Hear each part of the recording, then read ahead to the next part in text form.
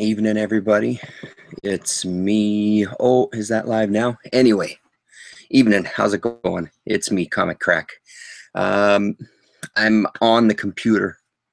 The chat is open. If you do drop by, please feel free to drop a little word in the chat box there. So just a bit of a conversation and showing off some books today. Tonight was, for me, the first time. I think it's the third time the group has done it. There was a comic swap that I went to, and through the Winnipeg Comic Addicts Facebook group, which I've been a part of for a couple of weeks now. So that was great. I also ordered some books from Doug Salipa. He is the kind of owner of Comic World. I've talked about Comic World briefly in the past. It's a place that I grew up in, basically. I went to a lot as a kid. He had some advertisements in the price guides that I think I've shown before. Let's see if I can just find it in here. First Kingdom, I'm pretty sure it was in this. Here we go, yeah. That's the place there. So he still exists just outside of Winnipeg in Steinbach, Manitoba. And he's got a really extensive website with a lot of comics, a whole bunch of stuff. So I had done some digging through his website in the past, like a number of times, and made some lists. This most recent time, it was looking for stuff from Blue Comet. Is that what the company was, right? Yes, Blue Comet.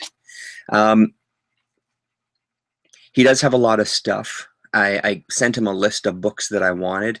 The thing is, with some of the stuff, to be honest, it's a little steep, especially considering what it is. Blue Comet was a short-lived little indie publisher.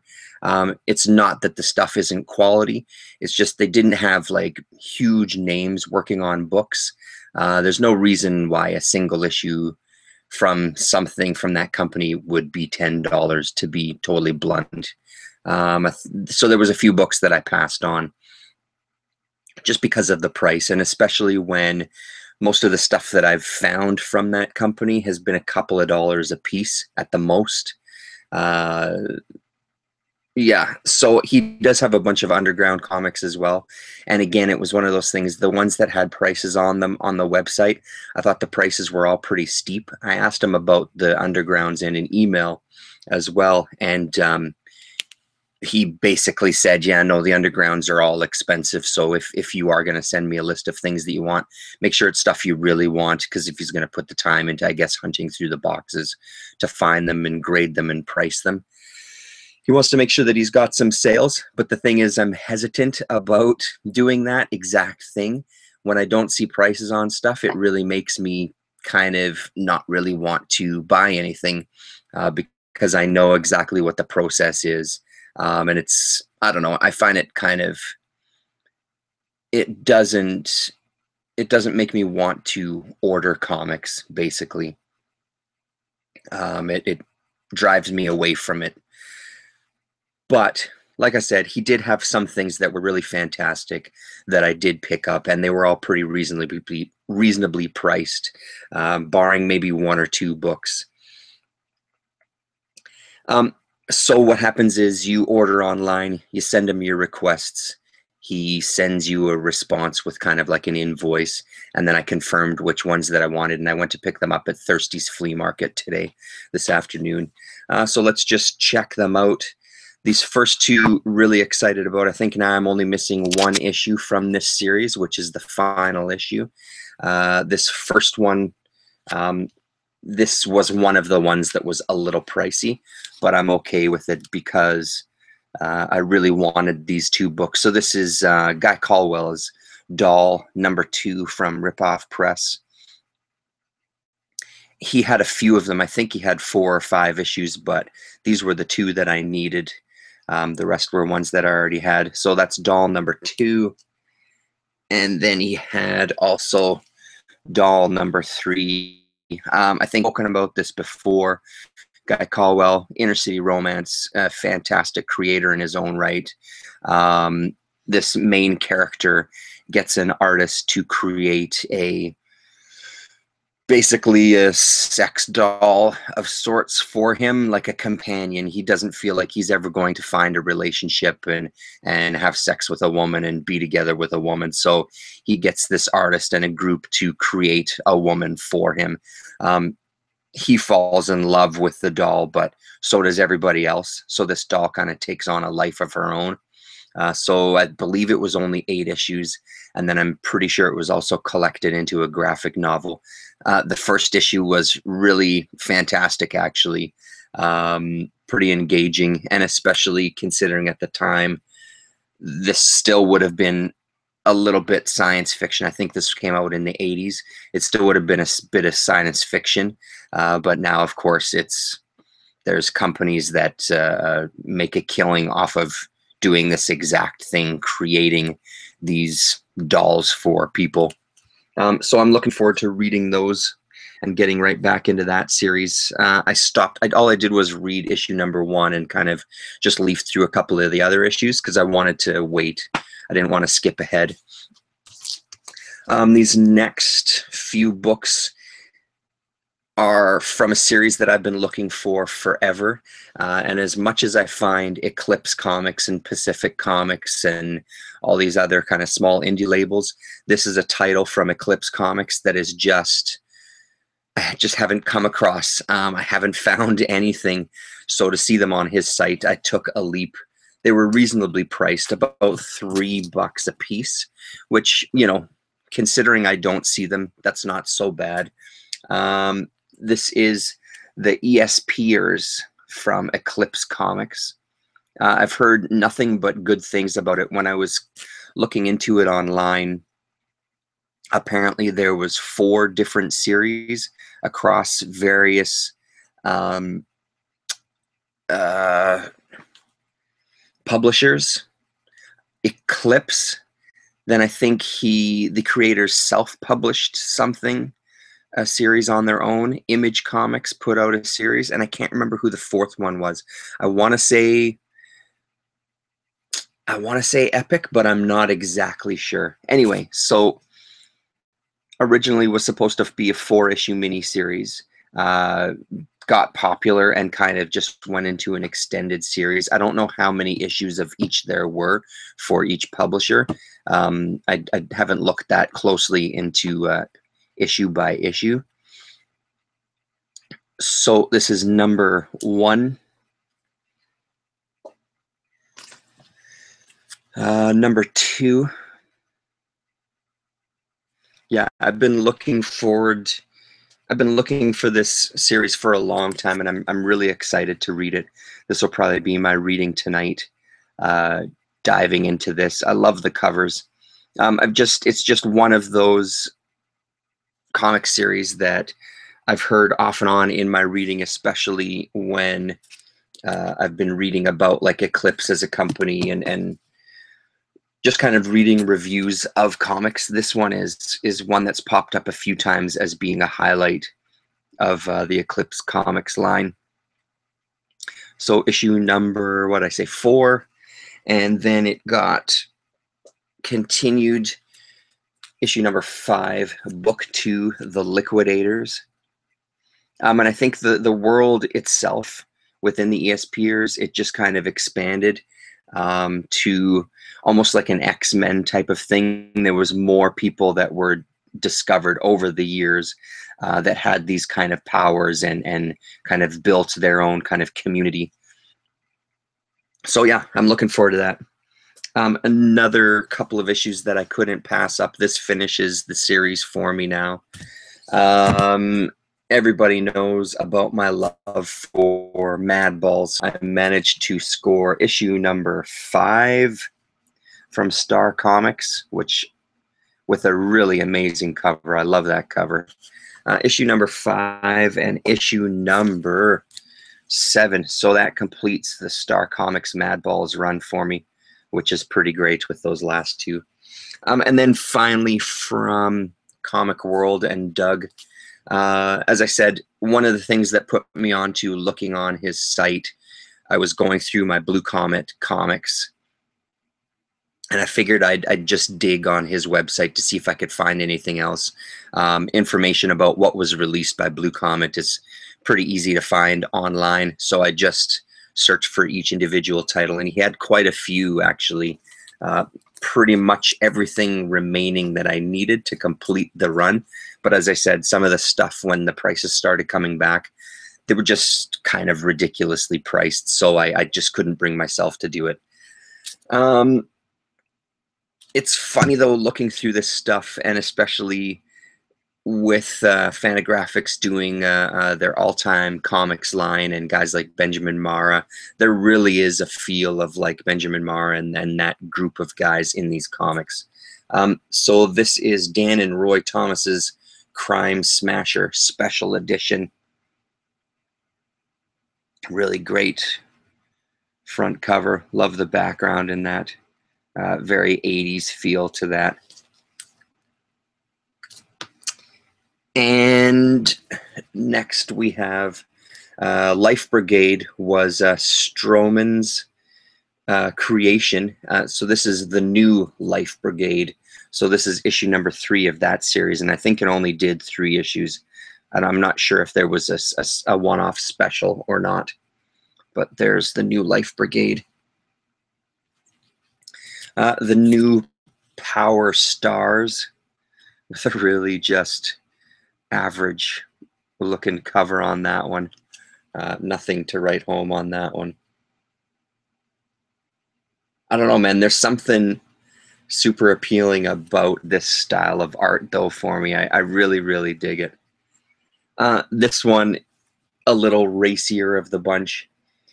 Craig Storman's The Devil's Workshop with a pretty kick-ass cover there. Yeah, I flipped through this one. This one looks pretty fantastic.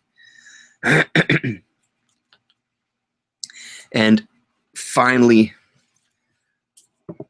but just as incredible, Zoran Star Warrior, Book 1, with a fucking spectacular cover. That shit is just incredible. Look at this guy. It's unbelievable. I love, love, love that cover. That's a great one. The interiors are just as incredible. So that's everything from Comic World. So as I had talked about before, I've joined up on Facebook, and I'm part of this Winnipeg Comic Addicts web group now. And I'm really enjoying, actually, the group, just some of the interactions and stuff. Some of the guys on there I know at this point because I've met them enough times at some of the mini conventions and at Thirsties. One thing that they like to do on there is some people they'll do like little auctions. And it's basically just a thread, and then you respond to it with, pardon me, I'm sorry, with your bids. And then there's kind of there's a predetermined closing time, and then once it's closed, they contact you. And so there was a couple of books that I bid on, and I think I paid a couple of bucks each for them. Nothing very much. A lot of the auctions that they end up doing, they start at like $1 a piece, depending. That's the one way so far. There was a number of books in this last auction that I liked, but I only kind of went after a couple of them. This first one, just because of one of the characters, it's Marvel 2-in-1, which I'm not a huge collector of, but it's The Thing and Doctor Strange. So I couldn't pass up anything with Doctor Strange. And the interiors of this are incredible as well. I'll just kind of open it up here. Who do we got here, first of all? Alan Cooperberg and Gene Day are the artists. Mary Jo Duffy is the writer, Mike Higgins, letterer, and Carl Gafford, the colorist. And there was just a couple of pages of Doctor Strange here that I really liked. I really like these pages. The shadows on the faces I thought were really well done. The color is really nice as well there. And where was there's a couple of pages here with the good doctor. Here we go. These pages I thought were pretty incredible as well. Really like the looks of the doctor there, but the light, the definition of light on his face I thought is pretty well used in this. So yeah, I'm looking forward to that. Again, I don't really, Marvel 2-in-1 isn't something that I normally go for, but Doctor Strange makes it hard to resist. And then continuing on my Rick Estrada kick, the other book that I won in this auction was an older Wonder Woman. This one is issue number 208 with a fantastic cover. I really love this era of Wonder Woman covers are just incredible. The other thing that I did see today, I'll talk about that in a minute. So this was from the swap as well. So the swap itself, like I said, they've done it. I think this is the third time they've done it. The plan is, I was talking to George, who owns Hidden City Comics, which is where they had the swap happen, and they've had it happen the past couple of times. He has his main spot, which is the comic book shop, and then he now has taken over the next door as well, which he's eventually going to turn into like a gaming room. But the next door is where the swap kind of happens. So it's kind of anybody can come. It starts at 6 o'clock. The only limitation is, you know, don't show up with like 20 boxes. It's just kind of like bring a box or two, hang out, talk to people. They ordered pizza. You can look around the shop as well. Just a really, really great idea. I really like that idea a lot. So I'm glad I got a chance to make it. The plan is, I think they were talking about maybe doing it once every 3 months if they can get people together and if they can get things organized.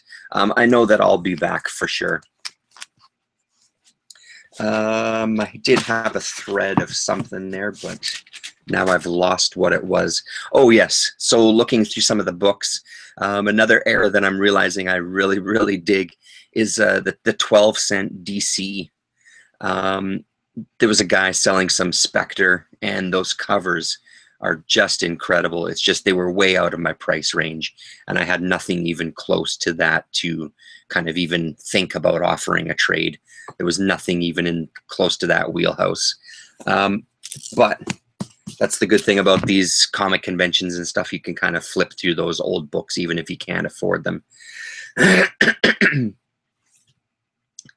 One of the guys, Dan, was there, and he had a couple of books. Hey, Garrett, Comic Guy Rules. Yeah, I don't know. Are you a part of the Winnipeg Comic Addicts Facebook page? If not, I'd suggest signing up for it. It's a really great little group. A lot of really good kind of interactions with people, and then plus, as I was saying, just this swap, and then they also do a garage convention as well too. There's a couple of guys on there who organize a garage con, which I'm hoping to be involved in next year when they start doing it in the spring or the summer or whatever. So if you're not, Garrett, I'd sign up for it. Just check it out. Yes, absolutely. Please do. So one of the guys there, Dan, who has a booth at Thirsties, he had contacted me because I said I was looking for some Our Fighting Forces books, and he had 3 issues. Unfortunately, only one of them I needed. So this is Our Fighting Forces number 162. And then when I was digging through his box, he had said, yeah, I was thinking about you. I found this, and I made sure that I brought it with me. This is Insect Fear. It's an underground I've been looking for a while. This is Insect Fear number 3. Not as easy to come by. I've seen them in lots on eBay, but they're usually part of a lot that's either way too expensive because of the books that are in there and the amount of books that are in there, or in a lot with a few books that I already have. So to kind of get a lot just for one book doesn't seem worth it. So it was nice to find this on its own. So that was nice of him too. I'm kind of, I guess, amongst a few of them, at least at this point already, I'm known as, hey, you're the guy that likes all the weird stuff. Have I got something for you? Which is great. I don't mind that at all. That doesn't bother me in the least. So the rest of this stuff is a mix from boxes that people were swapping, and then I bought some stuff in Hidden City as well. This one I picked up in Hidden City. This is Our Fighting Forces, featuring the Losers number 148. Really nice condition one. There was one other book. There was one other Losers book there that I needed, but it was in really, really rough shape, and I think it had like a big tear down it as well. Not that this one isn't without its issues, but a much better than the other one that I saw. I mean, he had these books for 50% off as well too, so it says $6 there, but it was really $3. The only trade that I did was for this one, The Defenders, issue number 19. I think he grabbed a Captain America book from me. It was one of those things. He had a box and most of the stuff wasn't priced. This is the only thing that I found. And I asked him, he said, honestly, I don't really know. I haven't looked to see what a fair price is for it. So I said, hey, have a look through the box of comics. If there's anything, why don't we just do a straight swap? So that worked out pretty well. Not sure if Comic Factory had any books you might need, but he's having a sale on back issues. Green sticker, 50% off. Yeah, he's good for stuff, Comic Factory. I think when I was there a week ago, probably, I just kind of looked in the usual sections in the back issues.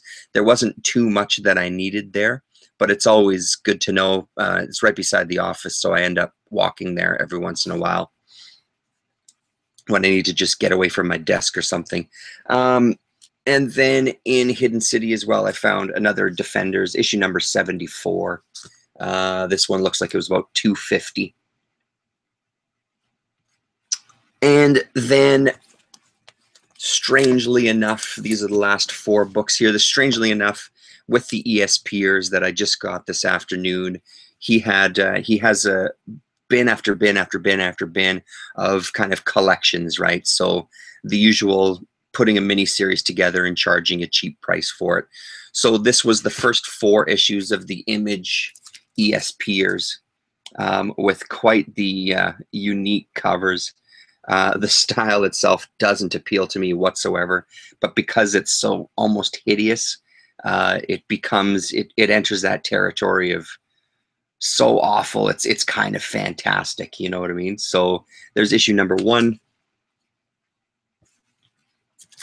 Issue number 2, just really not good, but yet so fucking amazing. Issue number 3. And issue number 4. Again, I'm not sure how many issues this did go. On the back of this one, there is an advert for oh, look who it is, Mr. 64-page special, if that is your real name. You know what I mean about so bad that it's actually mind-blowingly good.